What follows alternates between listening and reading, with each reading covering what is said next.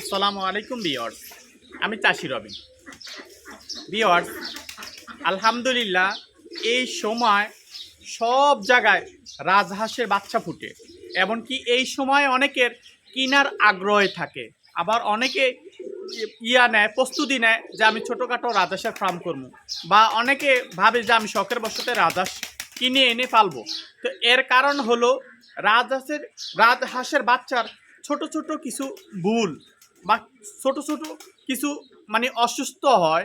ওই অসুস্থগুলো আমি বলে দিব। আর সবচেয়ে বেশি হলো যে অসুস্থর আগে রাজহাঁসের বাচ্চা হালকা কাশে, যেমন এই শব্দ করে কাশে। তো এই কাশার কারণে এটা হলো প্রথম ফার্স্ট ঠান্ডার লক্ষণ, একটা প্রথম ফার্স্ট। এটা নিয়ে চলাফেরা খাওয়া চঞ্চল সব কিছু করব, কিন্তু এটা যদি আপনি যদি না বুঝার ভান করেন, তখন এই রোগটা আরেকটা পর্যায়ে নিয়ে যায়, এই 1 থেকে 2-তে নিয়ে যায়। যদি 2-তেও যদি আপনি অবহেলা করেন তো 3-তে নিয়ে যায়। তো এক পর্যায়ে শ্বাসকষ্ট হয়ে মারা যায়।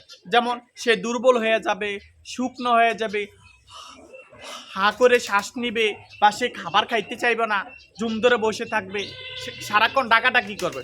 তো আসল কথা হলো কি, আমরা যদি রোগগুলা যদি নির্ণয় করতে পারি, তো আপনার কিছু ঘরোয়া পদ্ধতির মাধ্যমে আপনি সলিউশন করতে পারেন, বা অল্প কিছু নর্মাল মেডিসিনের মাধ্যমে সলিউশন করতে পারেন, বা আমি বলে দিলেও আপনি সলিউশন করতে পারবেন। তো ভিউয়ার্স, এই বিষয়টার উপরে আজকে ভিডিওটা করা। ভিডিওটা স্কিপ করবেন না, টেনে টেনে দেখবেন না, সম্পূর্ণ যদি ভিডিও দেখেন তাহলে ইনশাল্লাহ এই রবিন ভাইয়ের থেকে হাত খালি যাবেন না, কিছু না কিছু শিখতে পারবেন। তো ভিউয়ার্স, ভিডিওটা শুরু করা যাক। ভিউয়ার্স, একটা কথা হলো কি, আমি অনেকের কমেন্টের উত্তর রিপ্লাই দিতে পারি না। এর কারণ হলো কি, আমার চ্যানেল ছোট ছিল, কমেন্ট অল্প আসতো। যেমন 300, 400, 500 কমেন্ট আমি সবসময় দিয়ে যেতাম। এখন 1200, 1500, 2000ও কমেন্ট আছে। এই সবগুলো কমেন্ট আমি দিতে পারি না, এই জন্য আপনাদের মন খারাপ করবেন না। কিন্তু হ্যাঁ, আমার একটা অভ্যাস হলো কি, যদি আমার 2001 হইতে 2000 কমেন্ট আছে, ওই প্রথম থেকে 1 পর্যন্ত যে কমেন্টটা দিচ্ছি তার কমেন্টে আমি উত্তর দিব। তারপর আমি সব সময় কমেন্ট করে যাই, অপশন থাকলেই কমেন্টে যাই, অপশন থাকলে আমি কমেন্টে যাই। তো যারা পিছনে পড়ে রয়েছেন তারা আপনি মনে করবেন যে রবিন ভাই স্বার্থপর হয়ে গেছে, রবিন ভাই কমেন্টের উত্তর দেয় না, এরকম তা না ভাই। হিসাব করেন, আমার 1,30,000 সাবস্ক্রাইবার। এই সাবস্ক্রাইবার যদি আপনার দৈনিক 2000ও কমেন্ট আসে, হিসাব করেন কতগুলো কমেন্ট। এই কমেন্টগুলো আমার উত্তর দেওয়ার সময় থাকে না, বা আমি দিতে পারি না। আল্লাহ মাফ করুক, আমি 2-1 দিন যদি অন্য কোনো কাজে থাকি, তো এই 2-1 দিনে 1000 বা 2000, 3000 করে কমেন্ট পড়েই থাকে, এগুলা দেখার আর সময় পাইনি।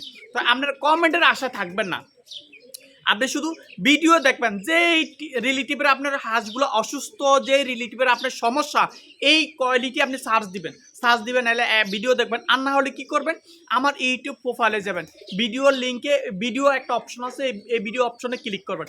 এই জায়গায় আপনার সবগুলা রাজহাঁসের ভিডিও আছে। তো ওগুলো আপনার যেই ক্যাটাগরি, যে ভিডিওগুলো প্রয়োজন, এগুলো আস্তে আস্তে থাম্বনেল দেখবেন, যেটা ভালো লাগে এটা ক্লিক করে আপনি সলিউশনগুলো নিয়ে যাবেন ইনশাল্লাহ। তারপরে কমেন্ট করবেন, কমেন্ট যদি পারি আমি সামনে আইসে পরে, তাহলে আমি কমেন্টগুলো উত্তর দিয়ে থাকি। এইটা হলো সবচেয়ে জরুরি আপনাকে ওই কথাগুলো বলার কারণ হলো কি, আপনি আমাকে খারাপ জানবেন। আর আমি যদি আপনাকে আমার কষ্ট বা সমস্যাগুলো না বলি, তাহলে আপনি আমাকে বেইমান আবিজাবি বহুত ধরনের কথাবার্তা বলবেন। তো ভিউয়ার্স, এইটা হলো সমস্যা। ভিউয়ার্স, এখন কথা হলো রাজহাঁসের বাচ্চার কাশে।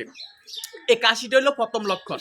এই কাশিটা অনেক ধরনের হয়ে যদি থাকে, 1, আপনার ওয়েদারের কারণে কাশিটা হয়। 2, ঠান্ডার কারণে কাশি হয়।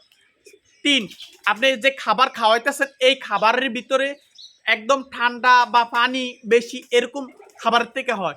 আবার অনেক সময় হয় যে আপনি রাত্রে যেখানে ঘুমায় এখানে অনেক গরম হয়, না হলে অনেক ঠান্ডা লাগে, এই এক কারণে। আবার অনেক সময় যে সারাক্ষণ সে তার পশমগুলা ভিজা ভিজা থাকে, এর কারণে হয়। আবার অনেক সময় যে এমন কিছু খাবার, ঠান্ডাজনিত খাবার, যেমন অনেক সময় অনেকে বাঁধাকপি খাবার, বা অনেক সময় কাঁচা ঘাস খাবার। এই কাঁচা ঘাস হতো সবসময় তরুল। আমি অনেকগুলো ভিডিও বলছি, এমন কিছু খাবার খাওয়াবেন না যে চাপ দিলে রসালোর মতন পানি টেপ টেপ টেপ পড়ে। তো সে যদি পুরো শোল্ডার ভিতরে যে ঠান্ডা অনুভব যদি করে, তো ঠান্ডা লাগবে না কেন? তো এটার থেকে হ্যাঁ খাওয়াবেন, এইটা অল্প খাওয়াবেন, এটা অল্প খাবার, এটা অল্প খাওয়ান। এই সিজনে আমরা তো অনেক সময় ঘুরতে যাই, বা অনেক সময় আমরা ফ্রিজের থেকে একটা 7 আপ খাই, বা অন্য ধরনের যে কোনো ঠান্ডা জাতীয় জিনিস খাই, মানে সামথিং সময়ের জন্য। আবার আমি যদি কন্টিনিউ খাই, তাহলে আমার মধ্যে অনেক সমস্যা হয়। এই সমস্যাটা অনেকে বুঝেন। তারপরও আপনারা যদি আপনি যদি এভাবে লালন পালন করেন, ইনশাআল্লাহ আপনার প্রথম ফার্স্টে এই ঠান্ডা বা কাশিটা হবে না। এখন হয়ে গেছে করণীয় কি? হ্যাঁ, এখন হয়ে গেছে করণীয় হলো কি, প্রথম ফার্স্ট যদি গরম ভাত যদি আপনার বাসায় থাকে, এই গরম ভাতের সাথে একটা হাঁসের জন্য একটু 1 চিমটি এইভাবে এই 1 চিমটি ছোট, এই যে এটুক আমি এই যে দেখাইতেছি, একে ঠিক এটুক আপনি আদা বাটা নিবেন, একে ঠিক একটা হাঁসের জন্য, ছোট বাচ্চা হাঁসের জন্য। যদি বড় হয় তো একটু বড় করবেন, আরো বড় হলে একটু বড় করবেন। তো এই অল্পটুক ভাত নিয়ে ওই আদা বাটাটা গুলিয়ে খাওয়াই দিবেন, 3 বেলা খাওয়াবেন, অটোমেটিক আপনার কাজটা কমে যাবে। দেখেন আমি আপনাকে উদাহরণ দিয়ে বলি যে আমাদের অনেক সময় মানুষের বেলা বা বাচ্চাদের বেলা খুশখুশি কাশি হয়, তার আমরা কি করি, আদার রস বা রং চা বা গরম পানি লবণে গল করি, এটা আমাদের ডাক্তার বলে দেয়। আবার একটু লেবুর সাথে মিক্স করে যদি ঘরোয়া পদ্ধতি করি, ইনশাআল্লাহ আপনার হাঁসটার, যেমন আপনার প্রথম লক্ষণ দেখেছেন, এই হাঁসটার এই ঠান্ডাটা কমে যাবে। এই ঠান্ডা আপনি যদি আদা বাটাটা যদি খাবান, বা একটু লেবুর রস যদি দেন, বা আরেকবার একটু রসুনের বাটা যদি দেন, তাহলে কি হয়, এইটা আরও অন্য কাজ করে। যেমন রসুন একটা অ্যান্টিবায়োটিক। আপনি জানেন না, আমার একটা কবুতরের ভিডিও রসুনের, ওই ভিডিওটা আমার ভাইরাল হয়েছে। আপনি ওই ভিডিওটা দেখলে বুঝতে পারবেন রসুন এমন একটা জিনিস। যেমন আমরা আগের মানুষেরা, যেমন আমার দাদি, যদি কোনো সময় ঠান্ডা হয়তো কি করতো, শাল ভাজা গুড়ির সাথে রসুনের সাথে মিক্স করে একটু হালকা চিনি বা আউকার মিডিয়ার সাথে দিয়ে কয়টা খাইতো। তো খাইতাম তো আমাকে ঠান্ডা মানটা কমার জন্য। তো সেম আপনারা এইভাবে যদি একবেলা যদি আপনি সুস্থ হাঁসেরও ব্যবহার করেন, তাই ঠান্ডার থেকে আপনি নিরাপদ থাকবেন। একটা অ্যান্টিবায়োটিকের থেকে মানে ন্যাচারাল একটা অ্যান্টিবায়োটিক প্রয়োগ করলেন। যেমন আপনি ধরেন শরীরটা ড্যামেজ হওয়া, ঠান্ডা হয়ে থাকা, খুশখুশি কাশি, নাক দিয়ে পানি পড়া, বাতে নেওয়া, বা ক্যালসিয়ামের ঘাটতি মানে পূরণ করা, তারপরে ধরেন লিভার ভালো থাকে, হজমি শক্তি ভালো থাকে। এক কথা এটা অনেক ধরনের কাজ করে। এগুলা যদি হালকা কইরা যেমন সুস্থ আসারে আজকে দিলেন, কালকে দিলেন না, পরশু দিন দিলেন, আবার 5 দিন পরে একবেলা দিলেন, যদি এইভাবে কন্টিনিউ করে যদি থাকেন, ইনশাআল্লাহ আপনার হাঁসগুলো অনেক ভালো থাকবে। তারপরেও অনেকের আশ্বাস এইটা করছেন, তারপরে আপনার হাঁসগুলা কমতেছে না, তাইলে এই ক্ষেত্রে আপনি নর্মালি একটা মেডিসিন ব্যবহার করতে পারেন। যেমন স্কোয়ারের একটা মেডিসিন আছে, অ্যামরক্স। স্কোয়ারের একটা লাল ওষুধ, বাচ্চাদের সিরাপ, অ্যামরক্স মানে ব্রক্স নামের যে কোনো ওষুধ খাওয়াইতে পারেন।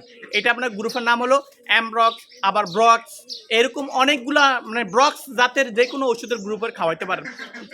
কেমন করে খাওয়াবেন, এই ওষুধটা শুধু একটা ওষুধ নিলে এনাফ। আপনার মনে হয় 45 অথবা 50 টাকা নিবে, বা একটু বেশি নিতে পারে।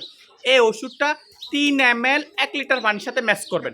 3 ml 1 লিটার পানির সাথে মিক্স করে একটা হাঁসের আপনি 2 ml পানি খাওয়াইতে পারেন। যদি ছোট্ট বাচ্চা হয়, বা 1 ml পানি খাওয়াইতে পারেন। যদি বড় 1 মাসের বড় যদি বড় হাঁস হয়, তাহলে আপনি 3 ml 5 ml 7 ml, হাঁসটে বড় যদি হাঁস হয়ে যদি থাকে, ওই বড় হাঁসের আপনি 10 ml পর্যন্ত এই সিরিজের মাধ্যমে পানি খাওয়াইতে পারবেন। এটা হলো ব্রক্স। এরকম একটা ওষুধ, কিন্তু এটা হলো অপসনিন। হ্যাঁ, এটা হলো অপসনিন। আপনি যে কোনো ওষুধ খাওয়াইতে পারেন। স্কোয়ার আছে, যে কোনো ভালো ব্র্যান্ড। এই ওষুধগুলো আমি মাঝে মাঝে আমার কবুতরের খাবার, এই যে ওয়েদার চেঞ্জ হইতেছে, আমার কবুতরের 1 লিটারে 2 ml করে খাবাই, কিন্তু আমার কবুতর সুস্থ। কিন্তু এটা অ্যান্টিবায়োটিক না, এটা হলো খুশখুশি কাশ বা শ্বাসনালীতে যদি কোনো কফ টপ যদি থাকে, এটা বের করে দিলে আপনার শ্বাসনালীটা ক্লিয়ার রাখে, বা ঠান্ডাটা কমিয়ে নেবে। এরপরও যদি আপনার না কমে, তো ভিউয়ার্স আপনার অ্যান্টিবায়োটিক ব্যবহার করতে হবে। অ্যান্টিবায়োটিক এটার সাথে আপনি মাইক্রোনিট দিতে পারেন, বা যে কোনো এজিথ্রোমাইসিন গ্রুপের ভেটেনারি এজিথ্রোমাইসিনের গ্রুপের যে কোনো ওষুধ আপনি অ্যান্টিবায়োটিক ঠান্ডার সাথে মিক্স করে দিবেন। আর না হলে আপনি এই ধরনের অনেক ধরনের ঠান্ডার মেডিসিন আছে, এগুলো মিক্স করে নেবেন। মিক্স করে নিলে আপনি দেখবেন অ্যান্টিবায়োটিকে ভালো একটা কাজ করব, আর কাজ করার পরে আপনি সুন্দর একটা রেজাল্ট পাবেন। তো ভিউয়ার্স, এই ছিল সুন্দর একটা ভিডিও। এই ভিডিওটা থেকে যদি মনোযোগ সহকারে যদি ভিডিওটা দেখেন, আপনি মনে করবেন আপনার আজীবন একটা জিনিস শিখা হয়ে গেছে। এই রবিন ভাই তো একটা কিছু শিখতে পারছেন। যদি আপনি শিখতে পারছেন বা বুঝতে পারছেন তো রবিন ভাই একটা লাইক দিবেন, লাইক দিলে রবিন ভাই উৎসাহ জাগে। আরেকটা কথা হলো কি ভিউয়ার্স, কমেন্ট করবেন, পজিটিভ একটা যদি কমেন্ট করেন তাহলে রবিন ভাইয়ের কাছে অনেক ভালো লাগবে। মানে উৎসাহ থাকে যে আরেকটা ভিডিও করি, আরেকটা ভিডিও এমনি বুঝাই, এরকম উৎসাহ করবেন, তাই আপনাদের পাশে থাকবো, আপনারাও আমার পাশে থাকবেন। ভিউয়ার্স, যে বন্ধুরা আমার এই ভিডিওগুলো নতুন দেখতেছে তাদের কাছে একটা রিকোয়েস্ট, আমি এই পশু পাখি নিয়ে ভিডিও করি, যদি আমার এই ভিডিওগুলো আপনার কাছে যদি ভালো লাগে তাহলে আমার চ্যানেলটা সাবস্ক্রাইব করে বেল আইকনটা বাজিয়ে দিবেন। আর যারা অলরেডি সাবস্ক্রাইব করছে তাদেরকে অনেক অনেক ধন্যবাদ জানাই। ভিউয়ার্স, আপনারা সকলে ভালো থাকেন, সুস্থ থাকেন, এই ছিল আমার আলোচনা। আল্লাহ হাফেজ।